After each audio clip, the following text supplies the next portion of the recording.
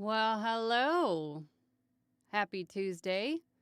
It is March 1st already. Time is just flying by. Good gosh. Well, thank you for joining me today. For those of you who don't know, my name is Angela. I am a full time voiceover artist and audiobook narrator, and my channel is dedicated to everyone just getting started. You know, I wanted to be that voice that maybe could answer a question that you have or show you how to do something that I wanted to be the voice that I was looking for in the very beginning, almost 4 years ago. I can't believe it's been that long. But I wanted to be the person that I needed.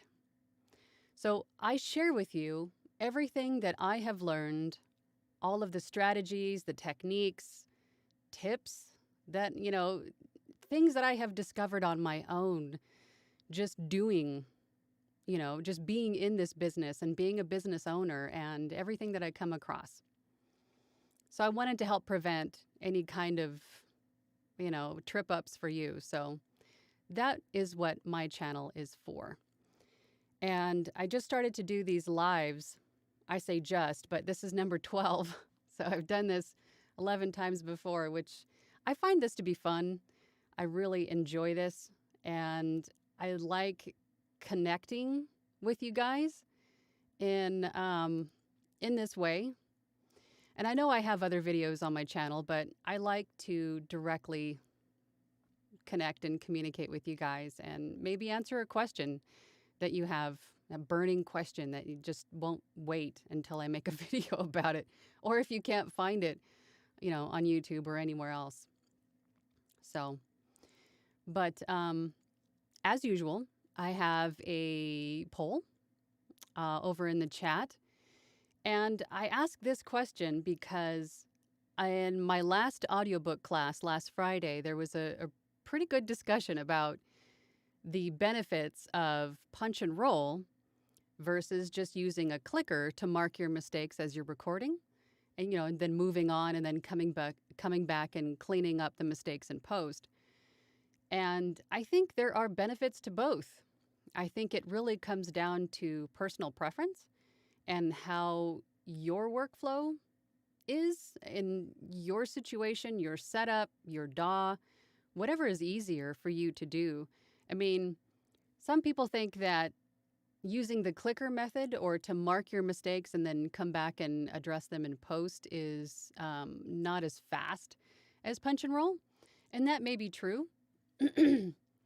But I think for me, I want to be able to listen through, or with Adobe Audition in the spectral view, I can see anything else that I may have missed while I was narrating and then address those as well, in addition to any mistakes that are there. So I think for me, that is what works. But again, whatever's best for you. So I was curious as to what kind of a technique that you use.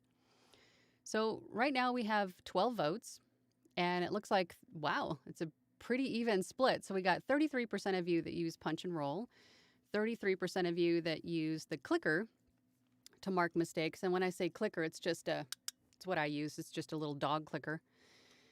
And 25% of you use a snap or a clap, which doesn't require a clicker. You just snap, which makes a spike in the waveform, so you can mark your mistake that way, or clap. I know there are some people that actually cluck their tongue, do that kind of a thing. Whatever leaves like a sharp spike in your waveform to mark a mistake. I even knew someone that used a dog squeaky toy. And if you're watching, hi. I always thought that was funny, but whatever works for you, right? And there's also 8% of you that say other. So I'm interested to hear what the other is. And I did say that in the poll as well. For other, tell me in the chat. So if you use another technique other than those three, please share with me what you do. I'm very curious. Okay, so we're just up to 14 votes. 14 votes. It's still pretty much a good split. Interesting. Okay, okay. Well, let's go and see if we can. We've got some questions in here. Let's see. For some reason, I'm like, my post is in the way. I don't know if I can't scroll this. I can't see who made the first comment. So I'm going to have to come back to you when I can scroll. I don't know how can I move this? Can I move this? Oy. It's like cutting off the very first person.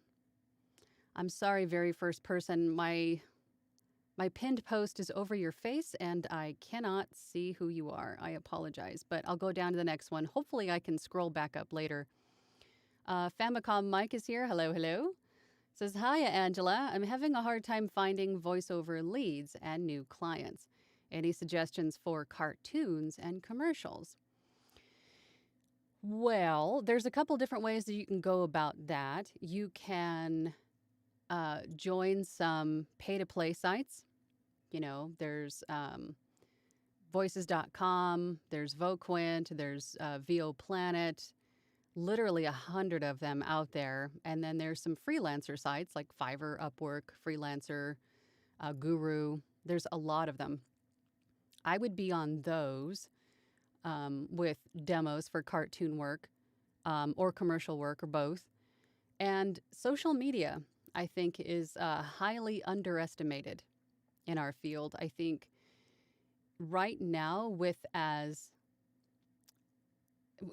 people being in quarantine and people being away from each other for so long, I think we've gotten a lot closer to our social media platforms in order to connect to each other.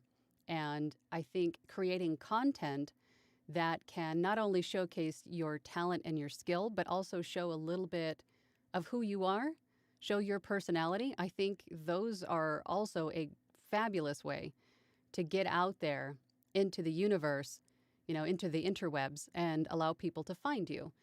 And you can link back to your, any of your profiles on any of those pay to plays, your Fiverr gig, your Upwork profile, your website directly. And I would definitely make sure that you have a contact me form or some way for the clients to contact you directly on your website.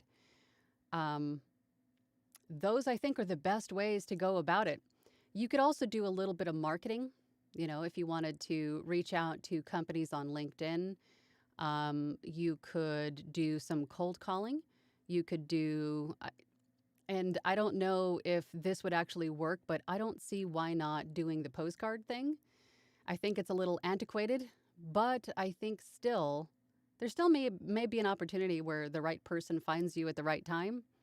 You never know. So there's a lot of ways to go about it, I think, but especially for cartoons, I think doing little short videos of you doing funny or cute characters or whatever it is that you do, in a short little video. So I think that's where the eyeballs really are when it comes to social media. YouTube Shorts, Instagram Stories, TikTok. There's a lot of users on TikTok, millions of them, and a lot of them are businesses, and a lot of them are voice actors.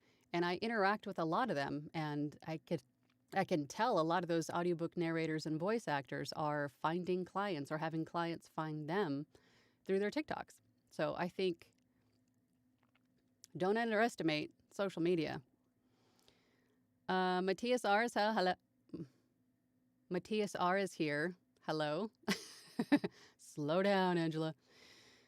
Hi, Angela. How are you doing? My question is, where can I get free music for my demos as well good websites for eventually getting on membership to access music for production?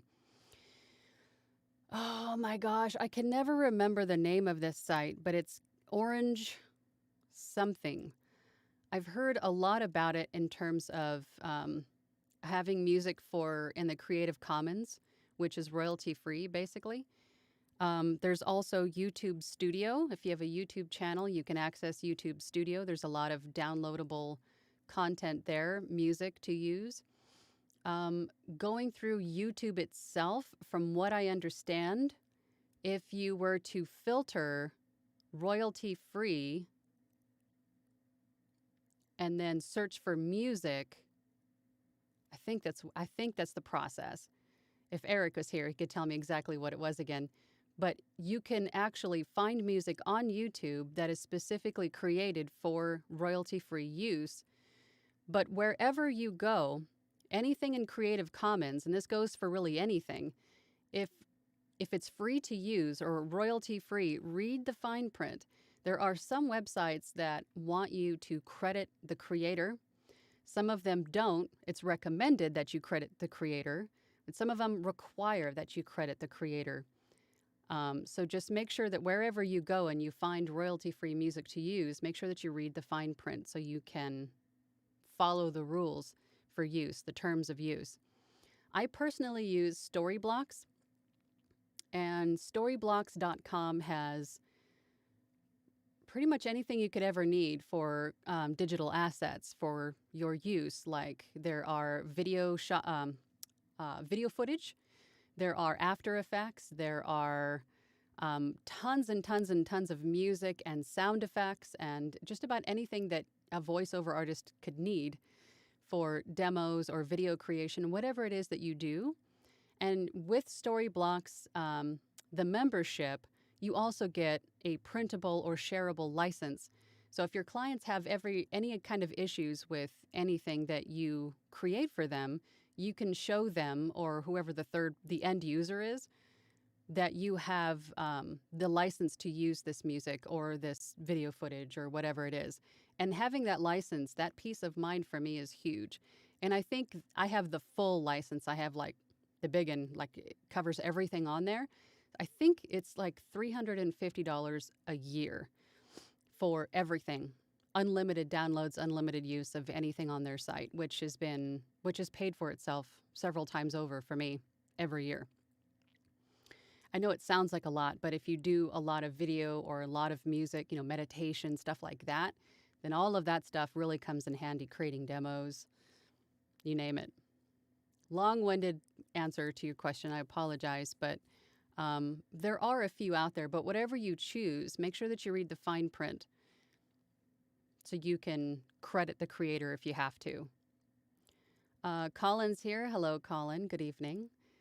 Matthias R. says, another question that I have is, how do I find my money voice? What should I try to do to find it in terms of demo making and presentation?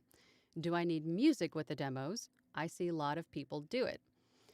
Finding your money voice is really going to come from your clients. Your clients will tell you what your money voice is. Because what you think you are best at may be something completely different. For example, I thought that a particular voice of mine that I used in the beginning was going to be my money voice because it was the voice that I was most comfortable with. But it turned out that it was a completely different voice. Well, maybe not completely different, but maybe I do a lot of long form narration, as you may or may not know. I do a lot of e-learning, audiobook narration, PowerPoint narration, some of the longer stuff. And that is more of a faster paced, conversational, upbeat, smiling tone, which I guess in reality isn't super different from my normal speaking voice, but it's just a little bit more upbeat and smiley and friendly and warm, right? But that voice has been requested, and I've been hired for that voice more than anything else. And having that voice or a range of different voices, and when I say voices, it could mean tone, pace, cadence, really anything, but a range of what you can do on your demo, and your clients will tell you which one of those they want to hire you for. So whatever you do with your demo, as far as whatever type or niche, just have a range of different tones, accents even, so the client can choose what is best for their project. And in regards to music, in the very beginning, I didn't have music on any of my demos. I just wanted something clean that sounded good, that could represent to the client what I could offer them, what I could deliver. And then as I went on and I got more comfortable with using music and mixing it and, ducking the volume and all of that kind of stuff, then add some music and some sound effects to your demo. I don't think they're completely necessary. They could potentially take away from your demo if it's not done right. Some people also talk about having a professional demo done right out the gate. I don't think that's a great idea because if you have somebody else professionally create a demo with you in the very beginning and you can't replicate that sound on your own, that's going to be a problem for the client.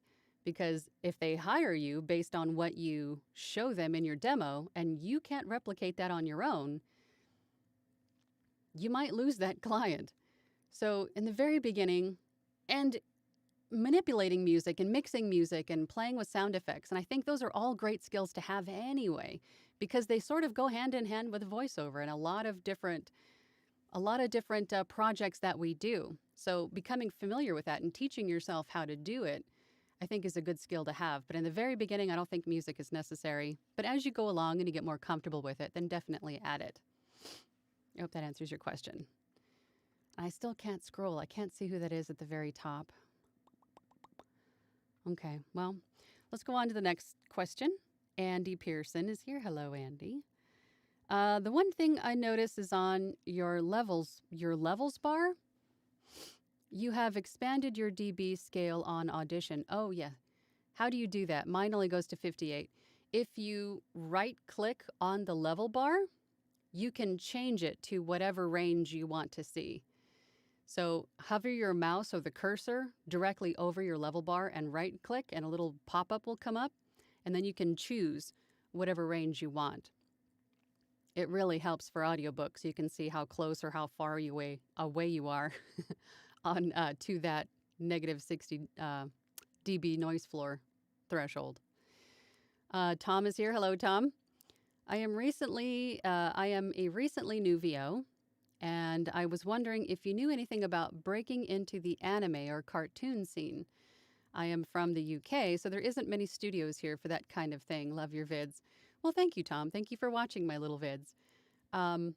The same thing for anime and cartoon is, I don't know if you were here for the first question that was kind of closely related to this one, but reaching out to, well, let me just back up and say there aren't a whole lot of studios that I'm not sure if like all of them have reopened. A lot of them closed, if not all of them closed for the pandemic. You know, when everybody locked down and all the businesses shut down. I don't know how many of them actually reopened or if they did. So a lot of VOs had to open or create their own home studio, their own home base to record voiceover for a lot of different purposes, right? So a lot of these VOs had to turn to the pay-to-play sites. They had to turn to direct marketing, you know, working with their agents to find work. No one was really going into a studio, so you have that benefit for you is that you have all of these other avenues to find work. You just need to go and find it and find the right way to find it. So my answer to the previous question was pay-to-play sites, freelance marketing websites like Fiverr and Five Squid and Guru, Freelancer.com, Upwork, those kinds of things. Then you also have voices.com, Voice123. You have, you know, VO Jungle, Bidalgo, Voquent. There's all kinds of them. Social media is also a really, really big one. Social media is, I think, very underestimated in sharing maybe some behind the scenes footage of you doing a crazy cool character, and make sure that you hashtag it so it goes to the right place. You could go on to LinkedIn and find some indie studios, some bigger studios, some production companies, and reach out to them directly and see if they have any room on their roster for potentially a new voice. Or you could cold call, you could email market. There's all of the old ways of doing business are still good ways of finding new business. It just takes a little bit of time and a little bit of work. So, and I think a lot of people don't want to do one or the other or all or any. They just would rather, you know, maybe dip their toe in and try a pay-to-play or a freelancer site, and then that's it. But I think most of what stops us from doing any or all of that is fear of rejection. It's fear of maybe making it and not knowing what to do from there, or, you know, it's just fear, period. And I think if this is something that you really want to do, you're going to have to step outside your comfort zone and give it a try and have thick skin. And also keep in mind that if you are rejected, it doesn't necessarily mean that you stink. It doesn't necessarily mean that you shouldn't be doing voiceover. It just means that you weren't the right voice for what they needed for their project. So, or for their roster. Maybe they already had somebody on their roster that sounded fairly close to you. So, you know, don't get too bogged down, guys. If, the rejection thing, you just have to move on. You just have to move on. There's hundreds of thousands, if not millions of companies out there that could use your voice. You just need to cross paths with them. And in doing that, you need to introduce yourself. That's where marketing comes in, right? So just give it a try. Give it a try, and you might be surprised. You might be pleasantly surprised in your results. Just do it, right? All right, I'm going to hop back up to the poll really quick. Today's poll is, which technique do you use when recording? We got 20 votes so far. It's still a pretty good split. 30% of you say punch and roll, 30% say clicker to mark mistakes, 35% of you say snap or clap to mark mistakes, and 5% of you say other. Tell me in the chat. Very interesting. Okay, I can scroll now, but I still can't see that very first comment. Why won't it? It's like my pinned comment is blocking you. Let me see if I can get creative here. It looks like it's Matthias, but I can't see your question. It's like scrolling over it. Ooh. If you could repost that very first question, Matthias, so I can actually address it, I would be grateful, because I just can't see it. It's blocked. Strange. The Simpleton review is here. Hello, hello. Mixkit is a pretty decent website as well for free music too. That's a new one. Mixkit. I'm going to check that one out. Thank you for that. Rain Park is here. Hello, hello from Germany. Well, hello. Is there a good technique to prevent getting a sore, tired throat? I was wondering if the blankets I put up are giving off some chemicals, or if it's just me using my voice wrong. Well, holy Moses, if you have blankets that have a smell, that might be a problem. I would definitely air out that space if you can. If you have the ability to wash them, do it. I don't know if they're moving blankets or something else that is maybe washable. I hope it's not the blankets, but typically with doing voiceover work, especially if it's long form, if it's a character voice that you really have to give it, it's gonna be taxing on your voice for sure. And when it starts to get sore and tired, that's a good time to take a break. That's a good time to stop for the day. It's a good time to at least walk away for a half hour, drink something warm, have a hot tea, drink water, rest. But it is completely normal having a sore and tired voice, but you really want to stop before you get to that point. Hopefully it's not anything else like a cold or anything like that. But it is something that definitely does happen. And when you start to get kind of groggy sounding and raw, your throat starts to feel a little raw, that's when you should probably stop for the day and rest your voice. Move on to something else like editing, marketing, something else that doesn't require you to speak, but completely normal. But just don't push yourself. And I'm hoping it's not your blankets, because that would be bad. That would be bad. With a voice like this is here. Hello.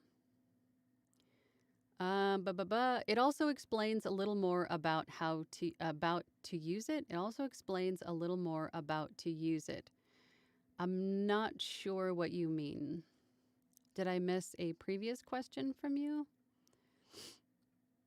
It also explains a little more about to use it.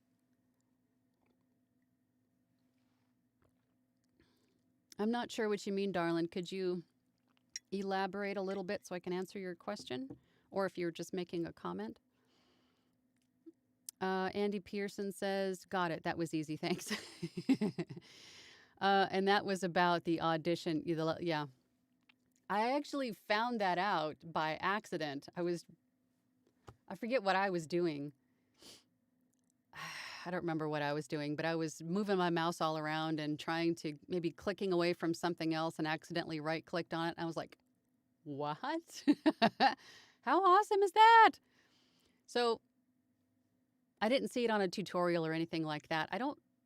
I may have even mentioned it on one of my videos, I think, because I thought it was something that should be shared because I didn't know it was there.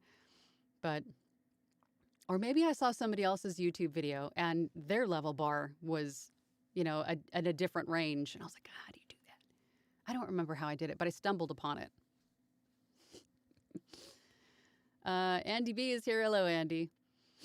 What is the best way to learn how to mix voice and music? Adding a music bed to some audio. What about learning how to add narration to video? There are, to answer your question, YouTube, I think I think the resource that I used the most for figuring out how to do any of that, to mix voiceover and music and then to add it to video. I use all Adobe products. I have the whole Creative Cloud. I have Audition and Premiere Pro. So the two of them linking together is really beneficial for this in this respect because my business is not just voiceover. I'm a full-blown studio here, so I do some video editing. I do, music mixing. I do audio editing. I do all kinds of stuff. So I have the need to have all of these apps and things, and learning how to use them. Adobe Audition and Premiere Pro came with tutorials when you download the apps, but YouTube has been huge, and learning, you could honestly find anything that you wanted to learn on YouTube. You name it, you could probably find a how-to on it somewhere. But I would just do that. I would cruise around YouTube and find exactly what you're looking for, maybe watch a few videos on it, but it's really not as difficult as you would think it would be. In the beginning, I was very intimidated, but intrigued on how to do this because I'm like, man, that is so cool. If I can do the voiceover and then mix in some music and some sound effects, and then you start learning new techniques and some new tips, and but they're really great skills to have in addition to your voiceover work, because any skill that you can learn and offer to your clients that are related, right, will just make you that more, what's the word I'm looking for? Valuable to your clients, because you become sort of like a one-stop shop, right? They don't have to go find 3 or 4 different freelancers to do everything separate and then someone else to put it all together. You could do that, right? So I think those are all great skills to have, but YouTube, huge, huge. Andy then says, did you mention NS1 is good as well as the de-esser? The moving blankets are Prop 65, but the vocal booth to go blankets are not. I did mention NS1. If you're talking about the plugins from waves.com, the NS1, I think, has been the best, maybe not the best. Well, in terms of noise reduction or noise removal, NS1 has been one of the best that I have found from Waves. Their de-esser, I didn't purchase their de-esser. My de-esser is from Isotope, which came in the bundle of apps that I purchased at the time that came with the mouth declick, which is a godsend. It saves you so much time, the mouth declick. But Adobe Audition also comes with a de-esser, which is relatively easy to use. And I find about the same results after some tweaking as I do with the Isotope de-esser. So I have not purchased the de-esser from Waves, but if you don't have Adobe Audition and your DAW does not come with a de-esser function, then I would say give it a try if you don't have the isotope de-esser. Because if you have a voice that is very sibilant, it'll be worth its weight in gold to help you reduce some of that sibilance, which can hurt the ear after a while.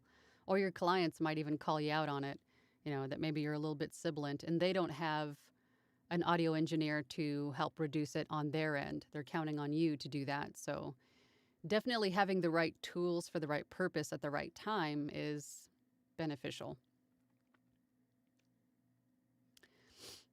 Rain Park says, I'm familiar with singing techniques. Maybe I need to take breaks. I guess I was pushing it.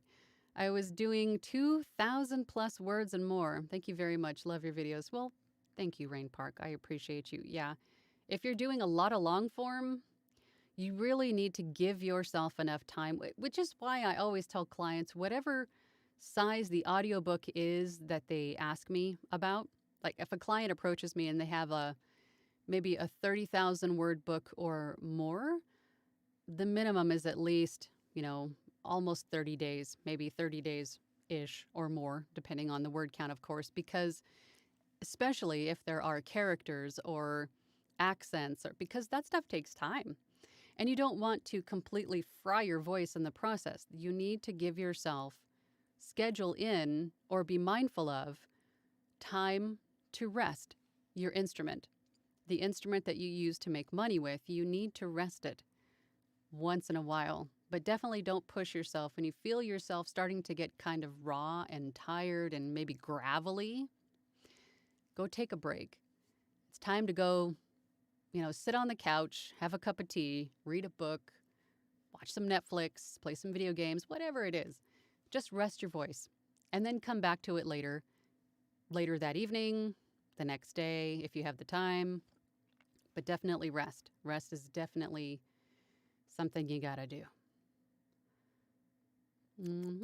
With a voice like this, yes.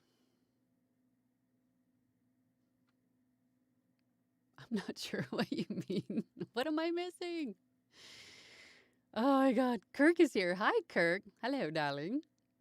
At Rain Park, regarding the throat question. This will also get better over time. It's like a muscle. The more you use it, the stronger it becomes. Facts. But rest. You cannot underestimate rest, for sure. Okay, really quick, what time are we? Okay, we're only about a half hour in. All right. Let's go back up to the poll really quick. 23 votes. Ooh, we're changing. Okay, so 26% of you say punch and roll. 35% of you say clicker to mark mistakes. And snap or clap to mark mistakes is also 35%. So other is down to 4%. I'm still interested to hear what the other is. What is the other technique that you use when you record to mark mistakes? I'm very curious. Inquiring minds want to know. Okay. So if you're the 4%, please put it in the chat what you use to mark mistakes. Matthias R. says, hey, Angela, thank you for requesting back the question. Oh, okay, so it was you. Okay, good. I just said that I click with my mouth to mark a boo-boo. Okay, awesome. Yeah, so you're one of the cluckers, right? You do that. Did I just spit all over my mic? Good Lord. So you're one of the cluckers, the mouth cluckers. Okay, well, yeah, totally. That's another way to do it. And it's a hands-free way to do it. Okay, Andy B says, is it a big help to look at each new acquired skill as a challenge? It seems like that might be your philosophy. Prop 65 is Proposition 65 California, and the blankets could cause cancer. Oh, I see. Moving blankets? Are you referring to moving blankets? Going back to vocal booth to go blankets are not.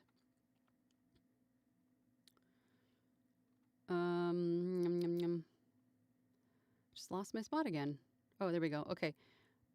My philosophy is try everything.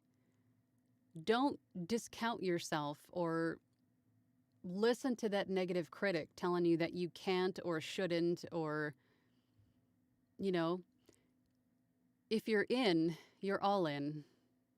That was kind of my philosophy for myself. If this was something that I was serious about doing, if this is something that I really wanted to do and support myself and my family doing it, I wanted to diversify and learn everything that I could to be able to support this business. And that meant not only doing the voiceover, but other things that could possibly go hand in hand with it and again make me a one-stop shop to my clients so they come back to me again and again and again. And this also goes along with client experience. Treat your clients well. If they come back to you, if they're repeat clients and they have a special request about time or budget or whatever it is, maybe cut them a break. We all have those moments where we're in a pinch, we need something right away. Maybe our client, the end user doesn't have the budget that we had hoped, and you're not that far away in price. Cut them a break. That will just make you so much more reliable and dependable to your client. But going back to your question, yes, I wanted to learn all of this stuff because I could see the value in using it going forward to provide for my clients. So I don't necessarily call it a challenge, but I was definitely on a quest to figure out how to do something. And sometimes that goes with a client having a need, and I think maybe that I can fulfill it. But before I say yes, I'm going to go to my best friend Google or to YouTube or wherever and research how to do that one technique or skill that maybe I'm not quite sure how to do, to make sure that I can learn it and do it, and then go back to the client and go, oh yeah, I could totally do this for you. This is how much it's going to be. And if you don't know how much that skill is going to be, go to Fiverr or Upwork. Fiverr is easier to find a specific skill. So you could go there and then do some looking at a few different gigs, kind of get a price point for what it is that they're asking you to do, and then add that to your repertoire. Add that to your list of skills that you can provide for your clients. It only makes you more valuable and more knowledgeable and able to take on more, a broader range of clients and projects, and it'll help build your studio. So not necessarily a challenge, but I guess I just wanted to learn it because I think it's cool to learn all this cool stuff. Andy B says, I look forward to learning something new, which I do after every live chat and after seeing your videos. Good. I think learning something new should be an everyday thing, whether it's a word or a skill or whatever it is. Maybe finding out something else about yourself or the world around you. Watching a documentary, watching the news. Anything new every day is not a bad thing. But if you can make money with it, that's even better, right? Rain Park is the thumbs up, smiley face, heart. Thank you. Reason is here. What's up, buddy? Hi, Angela. I just wanted to confirm. Is a clicker just a thing to make a sound that would make a wave that a person would be able to recognize in the wave of their... Yes. I don't think we talked about this in our meetings, but I use a dog clicker. It's a dog training clicker, basically. You could use anything similar that makes a clicking sound, or if you don't want to purchase one, you can always snap with your fingers, in front of your mic. Sorry if that's loud. I just didn't think.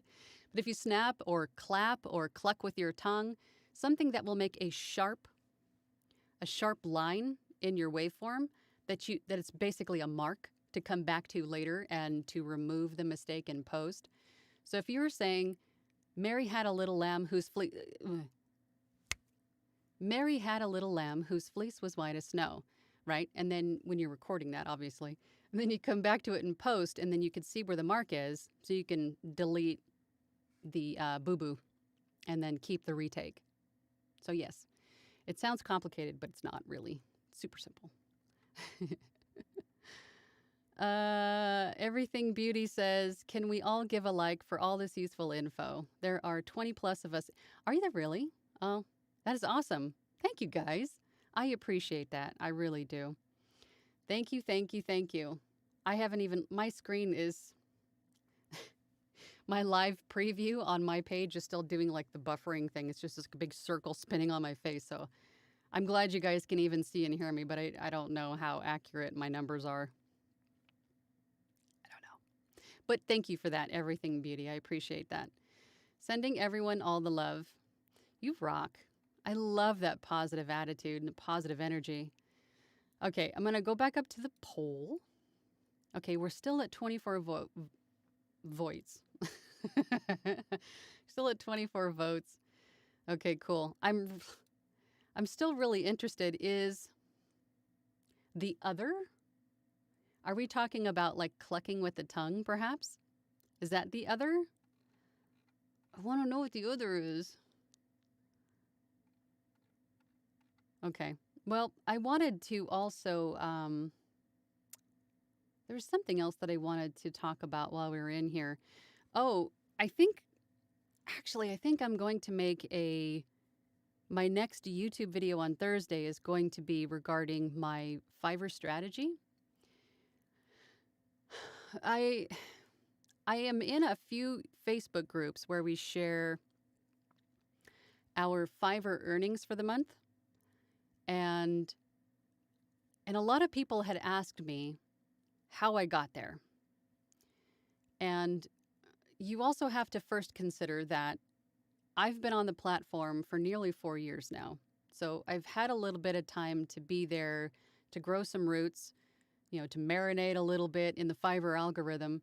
Whereas those people just joining within the last year or so, you're in the same place that I was 3 years ago. It does take a little time to get rolling and to, earn the business of your clients, and you are earning their business. You need to be grateful and polite. I know a lot of people don't give you the same to start, but once you start to come across those clients that are just an absolute joy to work with, and then they come back to you time and time again, all of that comes with time. Being there, being available, answering questions quickly, promoting yourself, because you can't just rely on the Fiverr algorithm. 4 years ago, there were a fraction of the number of voiceover artists that there are now. So there's a lot more competition than there used to be. So you really can't wait on the algorithm to shuffle you around to the top. You can't wait for your spotlight in the sun. You need to promote your gig. Otherwise, nobody knows that you're there. And I think I'm going to do a video about my thoughts, my Fiverr strategy, hopefully to help you guys maybe gain a little bit more traction in the Fiverr realm. And that really goes with any kind of platform that has an algorithm and keywords and that sort of thing. It's all really just an algorithm game. How often that you're seen is dependent upon how relevant what you do is to the searches that they see most often, if that makes sense. Not so much for like voices.com or voice123, because those are just, here's a job, you audition, and then you get it or you don't. But for like Freelancer, Guru, Upwork, Fiverr, I think most of all, there is an algorithm that you need to mostly understand. If I knew the secret sauce to Fiverr, the Fiverr algorithm, I'd be a millionaire. But I don't. But I have a pretty good pulse on what works for me. So I think I'm going to do a video on that. All right. Everything Beauty said, thank you, sunshine. You are my sunshine. Thank you. You rock. And just like Everything Beauty said, everybody hit that like button. I really appreciate it, because not only does that tell me that you like what I'm doing, but it also tells YouTube that you like what I'm doing. And all the likes and subscriptions and all of that stuff really just helps to promote me more, to give me more, again, the algorithm. So I have more impressions, so that way more people that need the information that I'm sharing can find me. So the more you guys like and all of that stuff really helps other people that are maybe in your shoes, that need to find me, to find this information. So thank you. Thank you for that. Cindy Windsor is here. Hello, Cindy. I started with punch and roll, but now I use a mix because sometimes I just don't want to stop. I think being able to use both comfortably is a bonus. I agree. I think whatever ultimately works for you. I tried punch and roll, and like you said, it's hard to stop, go back, and then be in that same moment as I was before. And I know that you can change the timing of how much pre-roll you listen to before you get to that retake point. So you can listen back, a couple seconds to see what the tone and pace was. But I think for me, the punch and roll just kind of just takes me right out of the moment, whereas I can just mark it, move on. But then the time that you're saving by stopping then and going back and re-recording it correctly could be a time saver. But I am A, not coordinated enough to do that each and every time, and B, I don't necessarily trust my space, neighbors, myself, any errant noises that happen to make their way into my audio recording that maybe I don't hear. Because let's face it, I'm not a spring chicken anymore. I don't hear everything. So I want to be able to go back through it in post one last time, remove my mistakes, catch any noises that aren't supposed to be there. A big breath, maybe a nose fart, something that should be removed that I didn't hear at the time of recording. So that is why I use the clicker. So I can mark my mistakes and then just give it one good once through before I finish it up and send it over to the client. Everything Beauty says, yes, let's give more likes. Haha, yes, about the algorithm.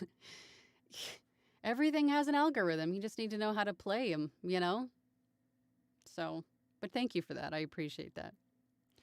Yvette Deschamps says, hi, I'm watching from South Africa. Well, thank you for joining. Your videos have been invaluable to me. Oh, I've done my first few jobs, and though I was half terrified, you've helped to encourage me just to do it anyway. Okay, I know you guys can't see each other or me, and I can't see you, but everybody, a round of applause for her. Because that's terrifying. Taking that first step, and then maybe taking that first step into something new, a new skill, trying out, like we were talking about earlier, discovering new things that you can do to enhance your business as a whole, or marketing for that matter. If you're marketing for the first time and you're waiting for that response or that reply from the client, all of that stuff is just terrifying the first few times, right? And even once you start to get comfortable and you get like a nasty response, and then your pride and your ego, everything is, you're just, you're knocked down a little bit. But it doesn't matter how many times you get knocked down. What matters is how many times you get back up, right? Get back up and give it a try. Again, if this is something that you want to do and you're passionate about it, and not just voiceover, but anything, just do it. Just do it. That's all I have to say about that. But I'm glad that I could encourage you. I'm very proud of you. I'm glad that you stepped outside of your comfort zone and gave it a try. And it sounds like you like it. So congratulations on that. Oh, I like that. Okay, with a voice like this, I think what happened is that the link I posted isn't allowed for wasn't allowed for Creative Commons music sites. My apology. And thank you for sharing all your experience and skill. Well, thank you for joining and hanging out, and everybody else, all of you that contribute to this chat and to this community and to this group of people that are here and bouncing things off of each other. I know you guys can only see me, but I'm so grateful for the community in voiceover and how supportive and helpful everybody is. So that's awesome. I'm glad you guys are all, just so loving and helpful. I really appreciate that. And me sharing what I know, I'm hoping just helps, because again, I wanted to be the voice that I needed 4 years ago when I was just starting out. So I'm so glad that you guys find this helpful. I really do. Very validating. Okay, so the link, okay, so it's not allowed, isn't allowed on YouTube probably, right? For Creative Commons music sites. Did you post what that was? Did you write it out before? I don't think that you did unless I missed it. Also, no. I don't think that you did, but if you can write it out, that might help someone else instead of making it like a .com or something like that. Reason. Hello, Reason. Thanks, Angela. Looking forward to the vid Thursday to learn even more. I'm trying to get like you, boss. Reason. You know, since you and I meet every week, you and I can go through Fiverr as in depth as you want. As long as you're done moving and all that stuff. I mean, if you're ready to go with that, then I will definitely walk you through it one-on-one. Thanks for joining today, Reason. I appreciate you. Everything beauty is giving claps. Thank you. Yay. We got this, Yvette. Yes. Thank you. I love your energy. Love it. We need more of that. More cowbell. It just popped into my head. More cowbell. But I really appreciate that, Everything Beauty. You rock. Patricia's here. Hello, Patricia. Hello. I love your videos, and yes, it is terrifying. It is. It's terrifying. And exciting all at the same time, but mostly terrifying at the beginning. Overwhelming, terrifying, and exciting. Maybe in that order. I had some scams at the start, and it really drew me to a halt. Your video on that was really helpful, and I appreciate your helping everyone out. Yeah, scammers is it's just another roadblock. It's just another, well, maybe not a roadblock, but maybe a speed bump. Because everywhere you go online, anything that you're doing really anywhere, if you're putting yourself out there online anywhere, you're opening yourself up to criticism, to trolls, to just people that are just ill-meaning. And that don't have your best interests at heart. They just they feel like they're faceless and anonymous, can just say whatever they want.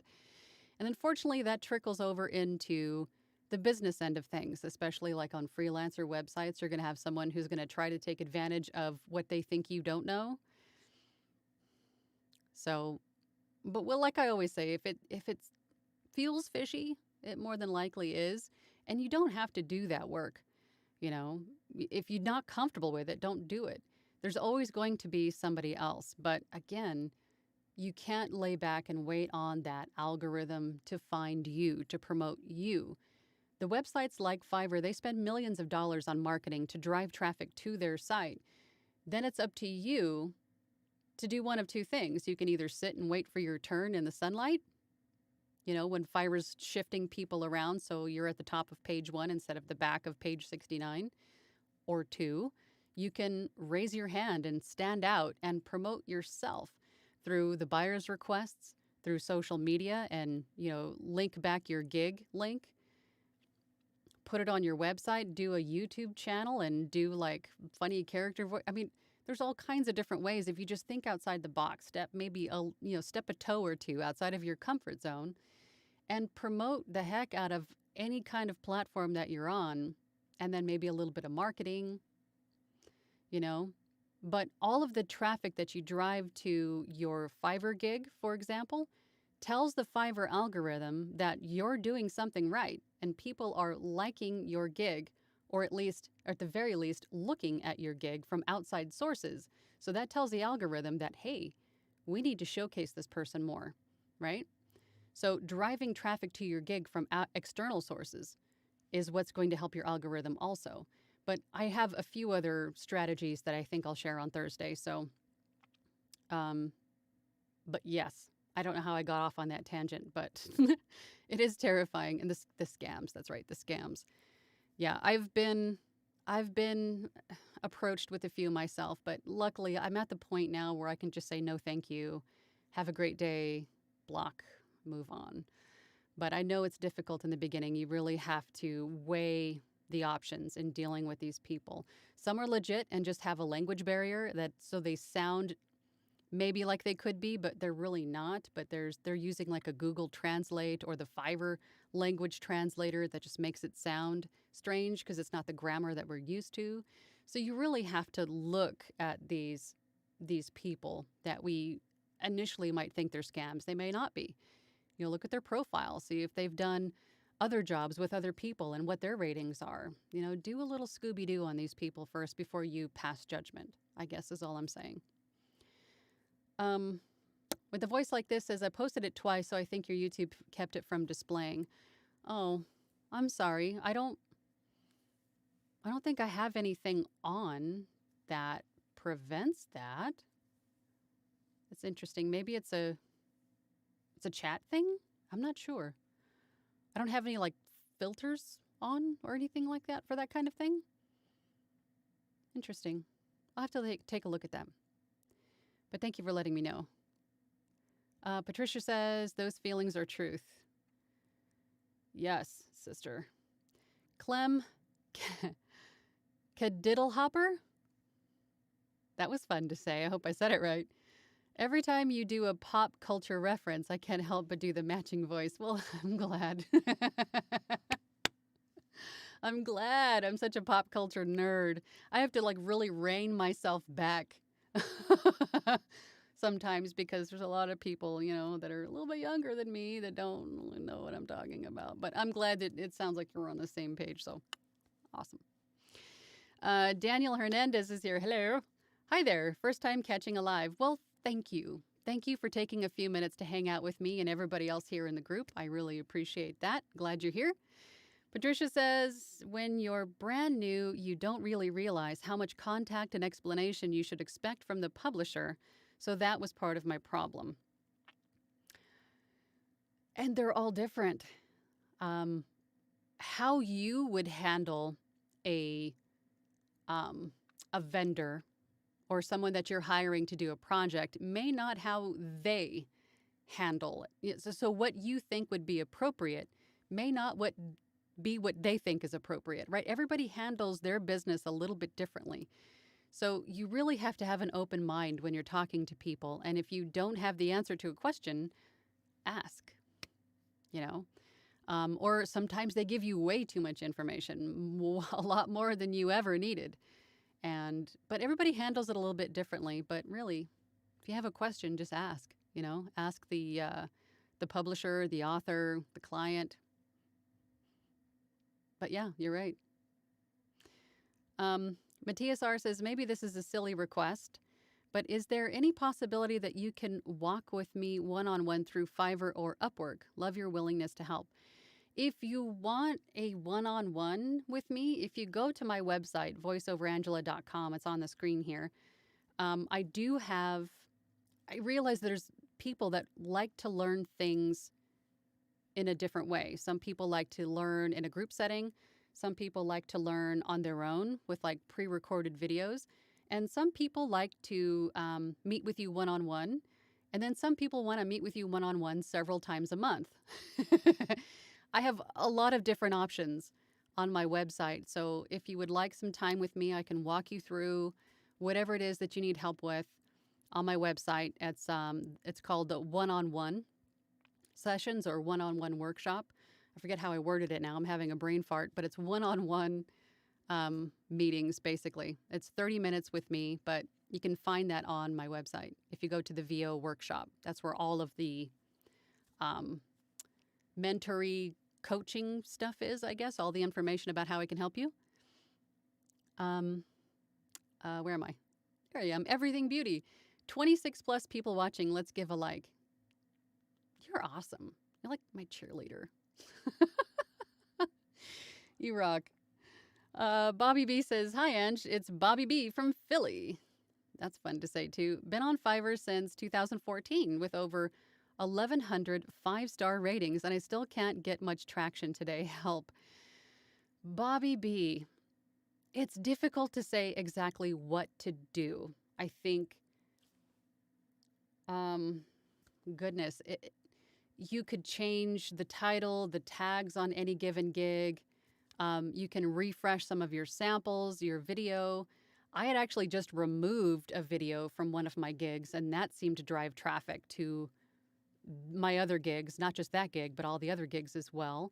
If you have a skill that you do apart from voiceover, but it's closely related, like audio editing or something like that, that could be also something you might want to consider, because any kind of good rating and frequency of orders also helps the impressions for the rest of your gigs as well. So, for instance, if you were to create videos or do some light editing for people with YouTube videos, you could have a gig for that and then offer voiceover on top as like an extra. And then that could be something that could really generate some repeat business. And then all of that traffic and everything going on with that particular gig is just going to boost all of the others at the same time. So something to consider. But there could be a few different things that you can do. Not only that, but promoting outside, using social media. It's free marketing. All it costs you is a little bit of time to drive traffic from external sources, meaning social media, your website, to your Fiverr gigs. All of that traffic will help improve your algorithm as well. So there's probably a few things that you can do, but without me seeing it, I can't give you exact, recommendations, but that's generally what needs to happen. Mattia says, or have a phone call to talk about it. I work on Zoom. I work one-on-one on Zoom. That way I can show you my screen. I can walk you through tutorials and stuff like that. And that's pretty much how I work, is with on a Zoom one-on-one session. Everything Beauty says, about the names, YouTube won't let you mention certain sites, names, apps. Yeah, they be like that. Oh, interesting. I didn't know that. Klaus Guitar Kusaro. Hope I didn't butcher that. I'm sorry. Love this format, the helpful and supportive energy. Hope to do this one day as well in German. Agreed. Yes, I love the voiceover community. I really do.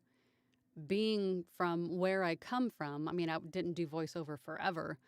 I was, in construction for a while. I was in the automotive industry for 20 years, and those are completely different ball games than voiceover. Once I got into voiceover and I started to meet the people, this is the most welcoming and warm and supportive industry I have ever had the honor of being part of.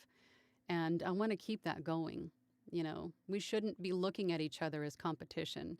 We are brothers and sisters in this industry. I mean, yeah, we are competition in the respect, but ultimately it comes down to the client and the voice they're thinking in their head. So you could or could not be, the voice they were thinking of. So it's not really, I don't really see it that way.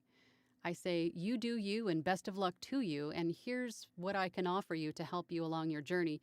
And most everybody else is the same way. So it's a great industry. Oh goodness, we're over an hour. Okay. Where are we at? Stan Hargrove says, what about copyright on our samples? I wouldn't be using anything that would have any kind of danger of having a copyright infringement.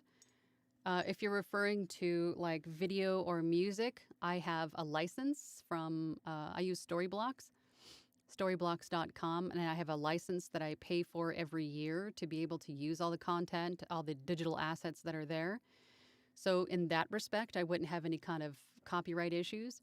If you're talking about copy, what you're reading from, I wouldn't just take any old copy that you see. I would maybe study it, take the verbiage, the tone, and write your own. Or there are websites where they have practice scripts. I don't necessarily think that you can use them in their entirety for your demos, but I don't know if you can or can't, so don't quote me on that. But you could definitely study magazines, TV commercials, anything that you hear, and come up with your own script. That's not exactly a bad idea. And if you're good at copywriting, that is a separate skill that you could offer on Fiverr, Upwork, any of those other places, like I was talking about before, having a separate gig for something else that could drive traffic and increase the impressions on your other gigs. So get creative. Matthias R says, thank you so much. You're welcome, Matthias, of course. Cindy says, thank you for everything. I hit the like, but they really need a love icon. Agreed, they should. They should have a love icon. I agree. Bianca Reyes says, hi, Angela. I have heard that saying beep when you make a mistake is also another way to mark boo-boos. Also, love your videos and all the info you provide. Thank you so much for everything. Saying beep. I think if you were to say it in a high enough pitch that it would look visually different from the rest of your waveform, I think that would work too. I think having something that is starkly different from dialogue in your waveform would be more effective. But if it was, I'm not going to do it here and blow your ears out, but if it was a really high-pitched, quick beep, that would make that kind of mark, maybe. I don't see why that wouldn't work. All right, so let's take Kirk's question, and then we're going to